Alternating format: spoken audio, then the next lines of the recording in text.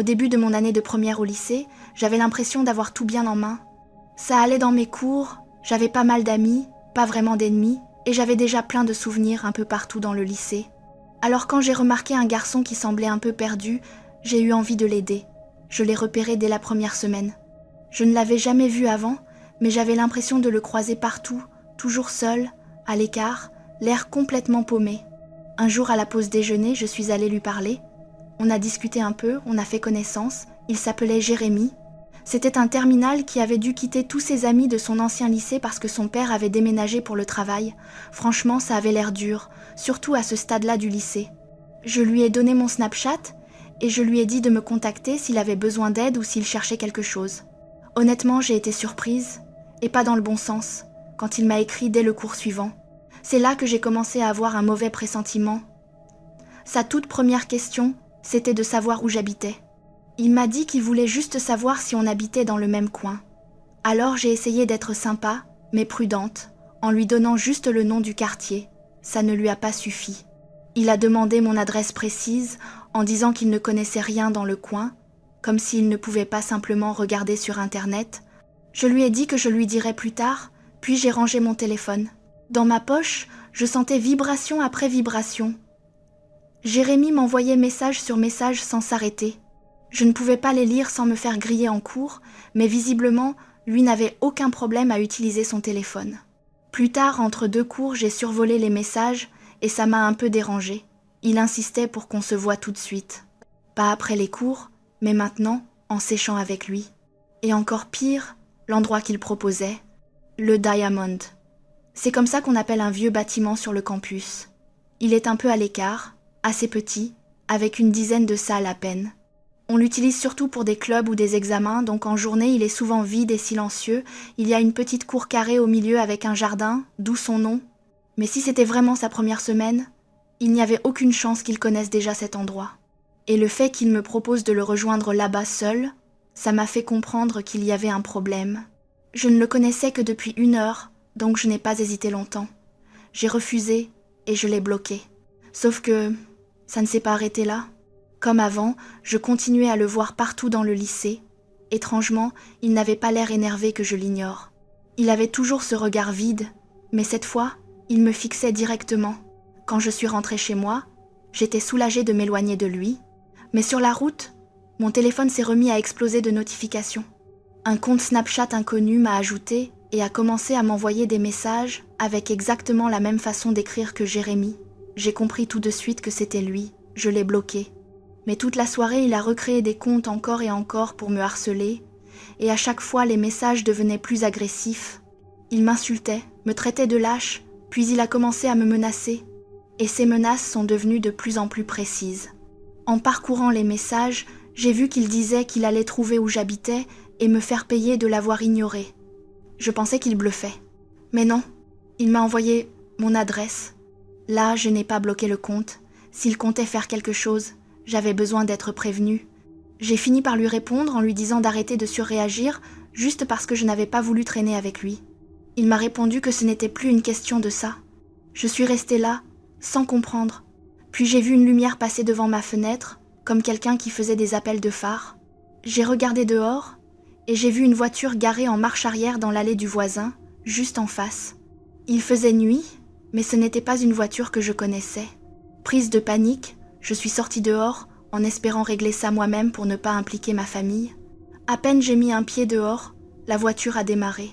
Elle a accéléré à fond, dévalant l'allée du voisin, puis a déboulé sur la route sans ralentir, avant de monter sur le trottoir et foncer vers notre jardin. Pendant 1 seconde, je suis restée figée. J'étais persuadée qu'elle allait me percuter puis foncer dans la maison. Au dernier moment, la voiture a braqué violemment, dérapé, arraché la pelouse et projeté de la terre partout, puis est repartie à toute vitesse sur la route, pneus hurlants. Quand mes parents sont sortis en entendant le bruit, ils m'ont trouvée sur le perron, tremblante, en train de fixer les traces de pneus dans le jardin. Je n'ai même pas essayé de voir la plaque. Mais je savais qui conduisait, Jérémy. Cette nuit-là, on a appelé la police qui a transmis l'information au lycée. Le lendemain, j'ai été convoquée dans le bureau du proviseur. Je m'attendais à voir Jérémy, mais il n'était nulle part. Le proviseur m'a dit qu'ils avaient cherché, mais qu'aucun élève correspondant à ce nom ou à cette description n'était inscrit dans le lycée. Il n'avait jamais été élève là-bas. Pendant tout ce temps, il se faisait passer pour un élève. Il observait les gens, il récoltait des informations. Mais pourquoi ? Je ne sais pas si je suis tombée dans son piège, ou si j'étais sa cible depuis le début. La seule chose dont je suis sûre, c'est qu'il me serait arrivé quelque chose de grave si j'avais accepté de le rejoindre au Diamond. En seconde, j'ai vécu ma première vraie expérience avec quelqu'un qui me harcelait. Un lundi matin assez banal, j'étais assise à ma place habituelle en deuxième heure. Quand la sonnerie a retenti, j'ai remarqué que mon amie Ilana, qui s'assoit toujours à côté de moi, était absente. À sa place, il y avait un garçon que je n'avais jamais vu, debout un peu maladroitement près du bureau du professeur. Avant de commencer le cours, le prof a fait une annonce pour le présenter. Il venait d'être transféré d'un autre établissement. Il s'appelait Wallace, mais tout le monde l'appelait Wally. Comme la place à côté de moi était libre, le prof lui a dit de s'asseoir là. Franchement, ça ne m'enchantait pas, mais j'ai essayé d'être polie et je me suis présentée. Son visage s'est illuminé dès que je lui ai parlé, et sur le moment, j'ai cru que j'avais bien fait. Avec le recul, j'aurais vraiment préféré l'ignorer. Presque immédiatement, Wally est passé de silencieux et coincé à complètement incapable de se taire. Il me parlait en plein cours, assez fort pour que tout le monde entende. Il perturbait tellement que le prof a dû le reprendre plusieurs fois. Il m'a même suivi jusqu'à mon cours suivant, heureusement sans être dans la même classe. J'en ai parlé aux filles en troisième heure, mais évidemment personne ne le connaissait encore, donc elles ne comprenaient pas à quel point il était insupportable. À la pause déjeuner, mes amis ont vite compris. À peine 5 minutes après que je me sois installée, Wally est arrivé sans être invité et s'est assis à côté de moi en poussant carrément une de mes amies. On lui a clairement dit que ça ne se faisait pas, mais il a pris ça comme une blague. Il disait qu'il devait s'asseoir avec nous parce que j'étais sa meilleure amie. Il s'est mis à raconter qu'on avait discuté tout le cours, ce qui était techniquement vrai, mais pas du tout comme il le présentait.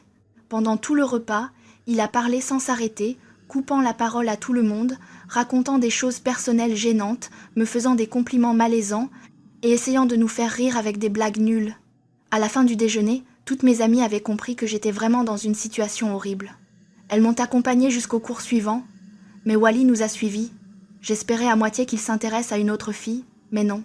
Toute la journée, à chaque fois que j'entrais dans une classe, je priais intérieurement pour qu'il n'y soit pas. J'avais peur de le voir debout devant tout le monde, à me fixer avec ce sourire bizarre.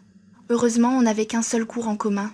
Mais en rentrant chez moi, j'ai compris que le problème ne s'arrêterait pas au lycée. J'avais fait 1 ou 2 pâtés de maison quand j'ai entendu quelqu'un courir derrière moi.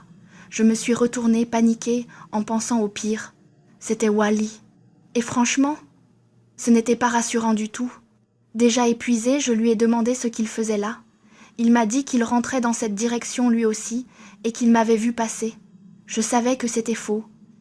Il venait juste d'arriver dans ce lycée, donc il ne devait même pas habiter dans le coin.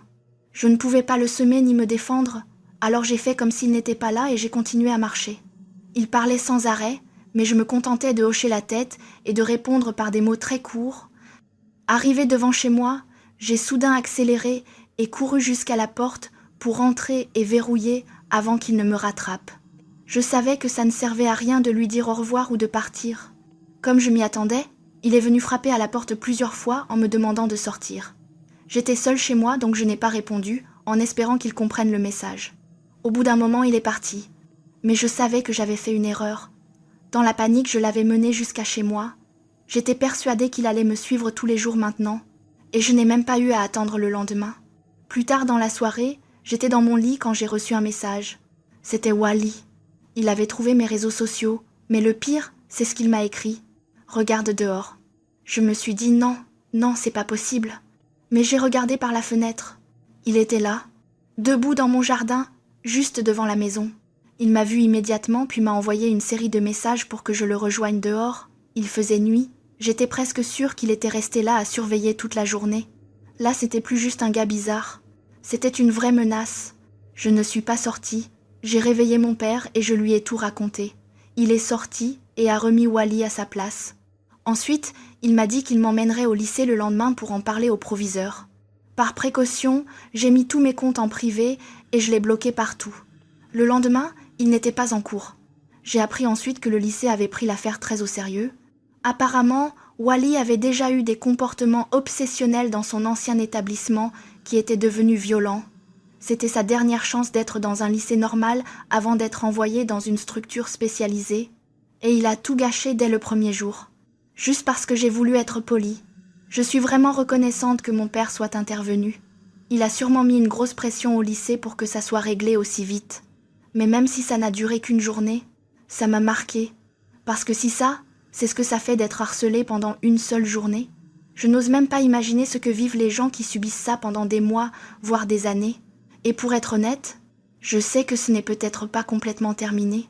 Bientôt, Wally sera assez grand pour conduire. Et il sait toujours où j'habite. Je viens tout juste de terminer ma dernière année de lycée.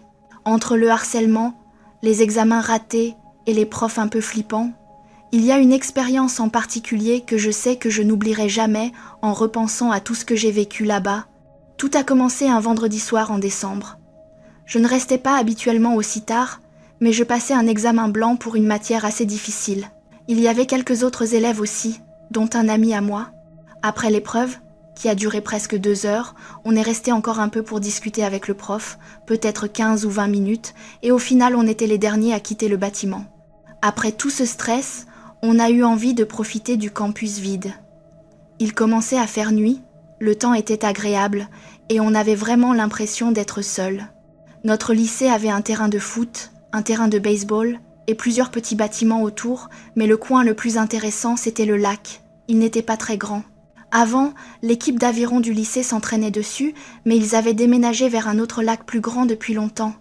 Il restait quand même l'ancien hangar à bateaux, abandonné, en train de tomber en ruine au bord de l'eau. Comme c'était un peu à l'écart du reste du lycée, beaucoup d'élèves allaient là-bas pour sécher les cours ou faire des trucs pas très nets. On n'avait rien de prévu, alors on a décidé d'y aller. Quand on est arrivé, on a vu que l'école avait remis un nouveau cadenas sur la porte.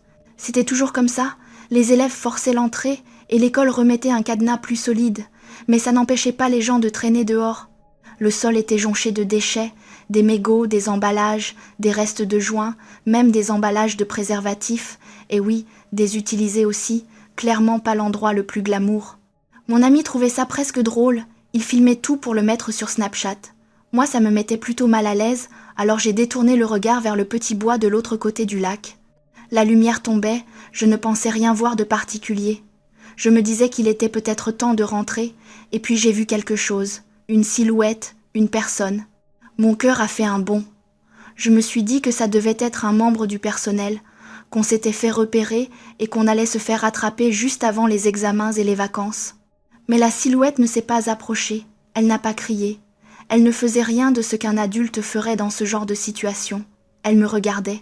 Ses cheveux étaient longs, fins, un peu gras, et son apparence globale faisait négliger. Ses yeux brillaient légèrement dans la pénombre, avec un petit sourire étrange. Avant même que je puisse dire quoi que ce soit, elle a levé lentement la main et m'a fait un signe, un geste lent, presque maladroit. À ce moment-là, j'ai compris sans aucun doute qu'elle me regardait moi. Je me suis tournée vers mon ami en urgence, je lui ai dit de regarder, qu'il fallait absolument qu'il voie ça avant que la personne disparaisse, mais évidemment, quand il a enfin levé les yeux, il n'y avait plus rien. Il ne m'a pas cru. Il pensait que je plaisantais encore, que j'essayais de gâcher sa vidéo. Mais moi, je savais qu'il fallait partir. En quittant les lieux, je me demandais quoi faire. Si j'en parlais à l'école, ils sauraient que j'étais allée là-bas après les cours et j'aurais des ennuis. Alors j'ai décidé de ne rien dire. Et à force qu'il se moque de moi, j'ai fini par me convaincre que j'avais peut-être mal vu, qu'il faisait sombre, que j'étais fatiguée, que mes yeux m'avaient joué un tour. Je me mentais. Quelques mois plus tard, j'avais presque oublié cette histoire, jusqu'à ce qu'un détail la fasse remonter. Cette fois, c'était en plein jour. J'avais demandé à sortir de cours pour aller aux toilettes. Les couloirs étaient vides, silencieux, jusqu'à ce que j'arrive près des sanitaires. Je me suis arrêtée à la fontaine à eau entre les toilettes des garçons et des filles quand j'ai entendu un bruit du côté des filles. Quelqu'un pleurait. Il y avait une autre fille avec elle, essayant de comprendre ce qui n'allait pas. Et puis j'ai entendu un mot, le hangar. Là, j'ai tendu l'oreille. La fille racontait qu'elle était allée au hangar avec son copain pour faire ce que tu imagines quand ils ont réalisé qu'ils étaient observés. Quelqu'un les regardait depuis les bois. Ils ne savaient même pas si c'était un homme ou une femme, mais ça n'en rendait pas la situation moins flippante. Je me suis figée. Je n'avais rien imaginé en décembre. Je voulais aller leur parler, leur dire ce que j'avais vu, essayer de comprendre, peut-être aider à retrouver cette personne. Mais à ce moment-là, une des filles est sortie des toilettes et m'a surpris en train d'écouter. En une seconde, je suis passée de témoin à suspect. J'avais l'air d'un mec bizarre, peut-être même sur le point d'entrer dans les toilettes des filles. Je savais qu'elles ne voudraient jamais de mon aide. Alors j'ai juste présenté mes excuses et je suis partie. Mais après ça, je me suis sentie vraiment mal. Si j'avais parlé dès le début, peut-être que cette fille n'aurait pas vécu ça. Pour me soulager un peu, j'ai décidé d'envoyer un signalement anonyme à la police ce soir-là. Je n'ai jamais su si quelqu'un avait été arrêté. Tout ce que je sais, c'est que j'ai évité cette partie du lycée comme la peste, et franchement, je suis bien content de ne plus jamais y remettre les pieds. Quand j'étais en première au lycée, j'ai dû courir aux toilettes en urgence. J'avais vraiment mal au ventre et clairement quelque chose n'allait pas. En traversant le couloir à toute vitesse pour essayer d'arriver à temps, j'ai commencé à entendre un sifflement venant de l'autre côté. En me rapprochant des toilettes, j'ai compris que la personne qui sifflait était à l'intérieur. Je n'y ai pas prêté plus d'attention que ça, à part que ça m'embêtait un peu parce que je voulais être seule, surtout vu l'état dans lequel j'étais. J'ai couru jusqu'à une cabine et j'ai fait ce que j'avais à faire, super mal à l'aise tout du long. Pendant tout ce temps, cet homme que j'avais à peine aperçu est resté dans les toilettes. J'ai dû rester là environ 10 minutes et aucune idée de combien de temps il était là avant moi. J'ai commencé à me dire que c'était sûrement l'agent d'entretien, mais j'avais vraiment envie qu'il parte pour des raisons évidentes. Je voulais juste un peu d'intimité. Et pendant tout ce temps, il sifflait et fredonnait pendant que j'étais aux toilettes. Ouais, c'est gênant, mais c'est exactement ce qui s'est passé. Une fois terminé, je suis sortie pour me laver les mains rapidement, en évitant de croiser son regard parce que j'étais déjà assez embarrassée. En plus, je devais retourner en cours rapidement, sinon j'aurais pu avoir des problèmes. Et là, ce qui s'est passé ensuite m'a complètement pris de court. L'homme s'est mis à marcher vers moi et s'est arrêté à moins d'1 mètre. Il était tellement proche que je pouvais sentir son souffle. J'ai eu un frisson dans la nuque et j'étais tellement mal à l'aise que je n'ai pas eu d'autre choix que de le regarder. « C'est quoi ton problème ?» je lui ai dit. Il avait un regard complètement froid, figé. Puis il m'a fait un sourire absolument terrifiant que je n'oublierai jamais. Je suis retournée en cours complètement perturbée. Tout ce que je pensais, c'était que ce type était fou. J'ai envoyé un message à mon ami dès que je suis arrivée en classe et il m'a dit qu'il avait vécu presque la même chose avec ce gars. Exactement le même agent d'entretien. Il m'a dit qu'il le trouvait louche aussi. On avait prévu d'aller en parler au proviseur ce jour-là, mais au final on ne l'a jamais fait. Après les cours, avec ce même ami Elias et un autre pote, Mathéo, on est allé se balader comme d'habitude. On faisait souvent ça. Aller manger, traîner au parc. C'était toujours les meilleurs moments de la journée. Ce jour-là, on a décidé d'aller dans un dîner qu'on adorait. Pour y aller, on passait par un sentier qui partait du lycée et qui débouchait dans un quartier voisin. On n'était pas obligé de passer par là, mais c'était plus rapide et plus sympa, donc on le faisait presque tout le temps. Elias et moi, on parlait encore de cet homme bizarre, et Mathéo a commencé à participer à la conversation. Il voyait de qui on parlait, mais lui n'avait jamais eu de problème avec lui. On lui expliquait à quel point ce gars était flippant, et je te jure que c'était comme si le fait d'en parler l'avait fait apparaître. Au loin, on a vu un homme. « Attends, c'est pas lui ?» a dit Mathéo. On s'est tous arrêtés, à la fois stressés et confus, à le fixer.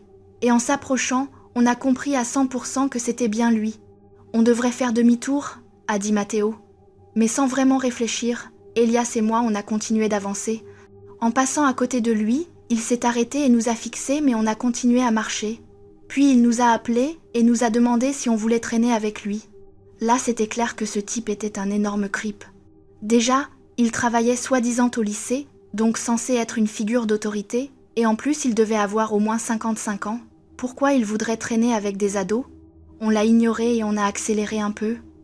Mais il s'est mis à marcher plus vite, puis à courir vers nous. Là, on s'est mis à courir pour de vrai.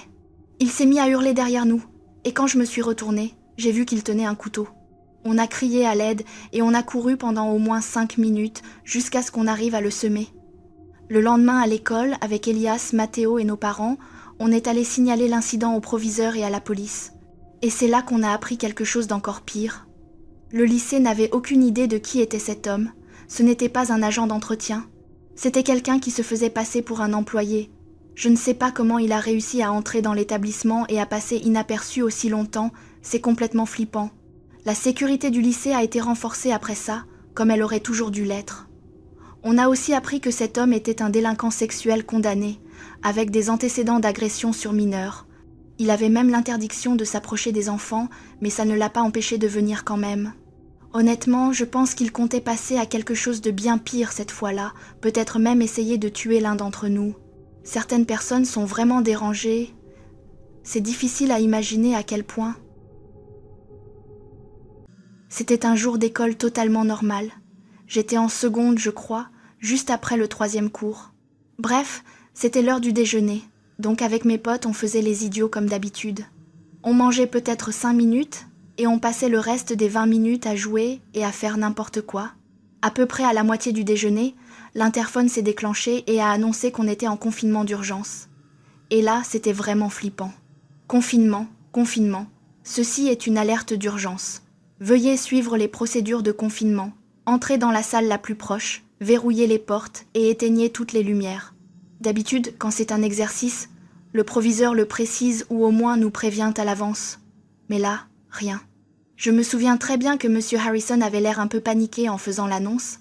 Mes potes pensaient que c'était pour rendre ça plus réaliste, mais moi j'avais un mauvais pressentiment. Et là, on a fait probablement la chose la plus stupide de toute ma vie. Je ne sais toujours pas pourquoi. Après que l'électricité du lycée a été coupée, mes potes ont trouvé ça drôle de sortir discrètement de la cafétéria par une porte latérale qui menait à un couloir principal à l'étage. J'ai suivi sans trop réfléchir. Après avoir marché un peu dans les couloirs, on s'est séparés. À ce moment-là, il ne restait plus que moi, et Andrew, les 3 autres étaient partis ailleurs. Il faisait tellement sombre qu'on voyait à peine devant nous. La seule lumière venait des fenêtres, mais comme il faisait très nuageux, ça n'éclairait presque rien. Et puis d'un coup, on a entendu 3 coups de feu d'affilée, suivis de cris. Là, avec Andrew, on a complètement paniqué. On a couru dehors aussi vite qu'on pouvait. Heureusement, on était près de l'entrée principale, parce que franchement, je préférais être dehors que coincé dans des toilettes ou une salle. Mais une fois dehors devant le lycée, on s'est dit qu'on était des cibles faciles pour les profs ou la police. On ne voulait pas avoir d'ennui pour avoir quitté la cafétéria, alors on a couru derrière le bâtiment et on s'est dirigé vers la forêt. On a dû traverser le terrain de foot pour y arriver, mais on a réussi sans être vu. Ensuite, on a entendu les sirènes de police se rapprocher. Je savais qu'ils venaient pour la personne qui avait tiré, mais on était quand même parano, on pensait qu'ils pouvaient aussi nous chercher. J'avais déjà des potes qui avaient eu des problèmes pour avoir fugué en plein cours, donc j'étais vraiment à cran. C'était une situation sérieuse, donc on était complètement stressés, on essayait de se calmer, on ne voulait surtout pas que la police pense qu'on avait un lien avec ce taré armé. Au final, la police ne nous cherchait pas du tout. Personne ne savait même qu'on manquait à l'appel. Mais on a continué à se cacher, et c'est là qu'on a fait une autre erreur. Pendant une fouille de sécurité autour du lycée, les policiers nous ont trouvés. Ils nous ont retenus jusqu'à ce qu'ils arrêtent le vrai suspect. Apparemment, le gars qui avait tiré ne venait même pas de notre lycée. Il était dans un autre établissement, et il avait environ 1 an de moins que moi. Heureusement, personne n'a été blessé. Mais il a dit qu'il était venu pour tuer une fille en particulier, et qu'il avait échoué.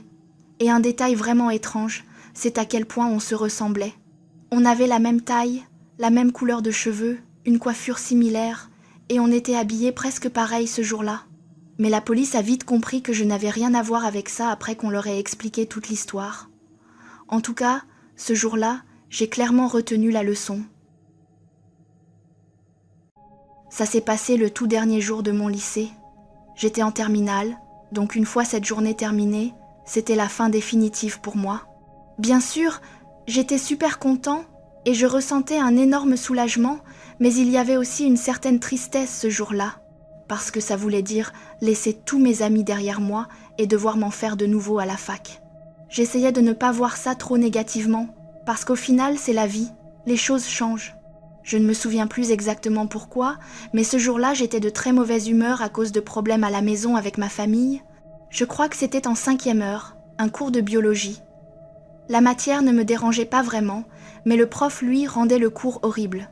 Monsieur Johnson était un vrai connard avec moi et avec beaucoup d'autres élèves.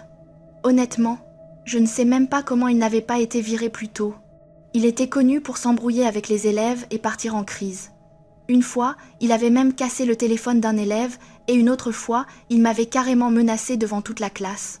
Je ne pense pas qu'il enseigne encore aujourd'hui. Bref, je n'avais clairement pas envie d'aller à son cours ce jour-là, alors j'ai séché. Je suis allée à la bibliothèque avec l'idée de me faire discret jusqu'à la 6e heure. Je me suis installée au fond, dans la zone des ordinateurs, en faisant semblant de travailler, alors qu'en réalité, j'étais sur mon téléphone à jouer. Pas longtemps après, l'interphone du lycée s'est déclenché. On annonçait un confinement. Ça m'a un peu inquiétée, mais j'ai pensé que c'était juste un exercice, comme d'habitude. On en avait au moins 2 par semestre. J'ai donc pris le risque de rester où j'étais, mais d'un coup, j'ai entendu des cris dans le couloir. C'était étouffé, je ne comprenais pas les mots, mais les cris continuaient pendant plusieurs minutes. Là, j'ai compris qu'on était sûrement en vrai confinement. J'ai paniqué, et j'ai décidé de me cacher quelque part dans la bibliothèque. Je me suis glissée sous les bureaux des ordinateurs. Ce n'était clairement pas la meilleure cachette, mais c'était mieux que rien. Je suis restée immobile, en attendant que l'interphone annonce la fin de l'exercice, mais ça n'est jamais arrivé. J'ai dû rester comme ça environ 20 minutes, complètement terrorisée. À un moment, j'ai sorti mon téléphone, et j'ai vu que j'avais plus de 20 messages de mes camarades de biologie. Ils me demandaient où j'étais et m'expliquaient que c'était un vrai confinement. Là, mon cœur est tombé d'un coup, j'avais la nausée. Je leur ai répondu que j'étais en sécurité, cachée dans la bibliothèque. À ma connaissance, j'étais seule là, dedans. Il n'y avait ni élève ni prof quand j'étais arrivée, ce qui était déjà étrange à la base. Mais là, ça me faisait encore plus peur d'être complètement seule. Je continuais d'attendre, en espérant que tout s'arrête vite, mais en réalité, ce n'était que le début. Quelques minutes plus tard, les cris ont recommencé, puis j'ai entendu quelqu'un courir dans le couloir, et là, mon pire cauchemar est devenu réel. La porte de la bibliothèque s'est ouverte. Quelqu'un est entré. Même terrorisée, j'ai réussi à relever légèrement la tête pour voir qui c'était, mais je n'ai vu qu'une silhouette sombre, à peu près de ma taille. Je me suis recachée sous le bureau et c'est là que j'ai vu une lampe torche s'allumer.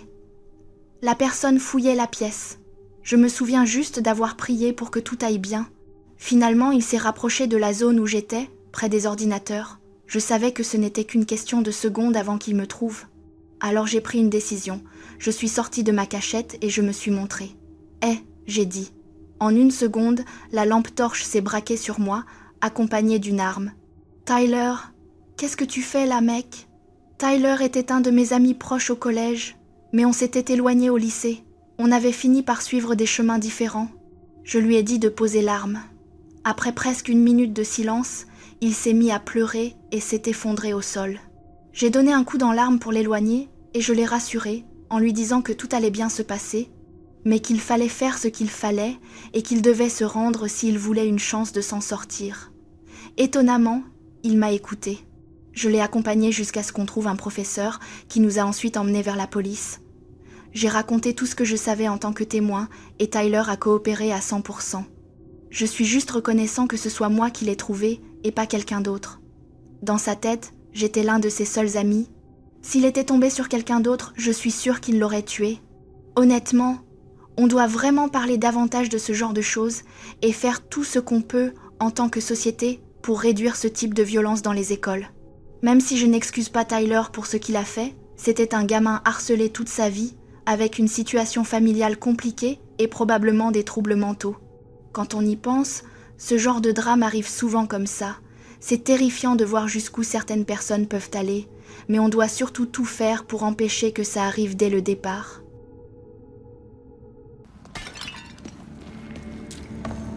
Ambrose is responsible for keeping it safe. Oh, but we're not going to make his job any easier. Another group of soldiers stands in our way. I'm pretty sure you can also feed on humans. GM workshop. I remember. Yeah, I think you can. Sorry about that. We open with Broad Swing to weaken as many opponents as possible. Then follow up with Burning Blood, which briefly staggers the enemy and applies a damage over time effect. Okay. What do we have here? The prisoner's fate is grim. Their blood is drained, then stored in places like this, where it awaits distribution to Brensis and his officers. Oof.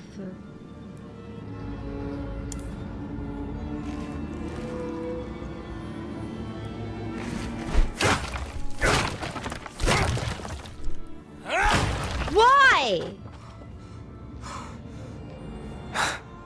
Feels The nice. people are already dead! Even where it hurts. Now your blood is wasted!